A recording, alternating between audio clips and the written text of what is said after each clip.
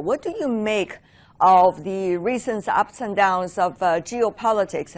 So firstly, I do hope that 2021 will be a much better year than 2020, also when it comes to global cooperation. So I do hope that in the year to come that President Xi Jinping and also President Joe Biden will find a good way to work together, because we know if you're going to address the three C's, COVID, climate change, and cooperation, we need the world to come together. And COVID anywhere is COVID everywhere. And climate change doesn't know any kind of borders. So we are all in the same boat. And this is also what President Xi Jinping alluded to in Davos in 2017. We do need to work together and also to strengthen the multilateral cooperation. I think we have no alternative to work together. If we're going to see an early recovery from this crisis, we also have to continue to trade with each other. So we have to re-energize the World Trade Organization.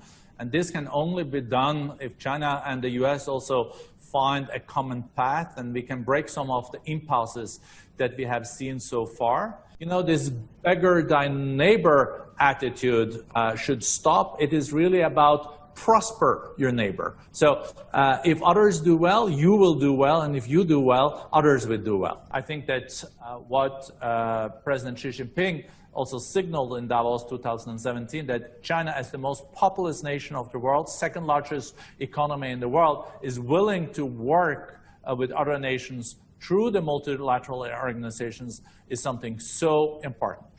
We understand that the Chinese President Xi Jinping is once again going to deliver a speech at this year's Agenda Summit later next week. Tell us more about what the world would like to know more about China. We are, of course, very honored that President Xi Jinping comes to the Davos Agenda meeting next week. He will be the first speaker giving a special message on our opening day.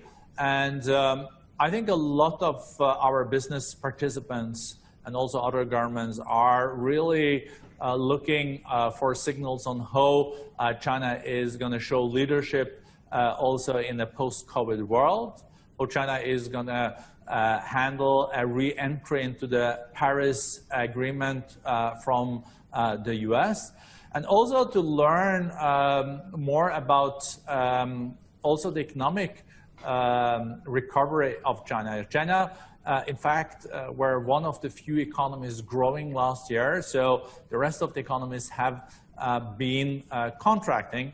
So China's leadership now on the Sustainable Development Goals, on climate, but also on the new technologies, also how to address the digital divide, and also how much of a role China will take globally in getting the trade negotiations back also in WTO. I think the world is waiting for, and also to hear really how the president wants to lead China in the years to come.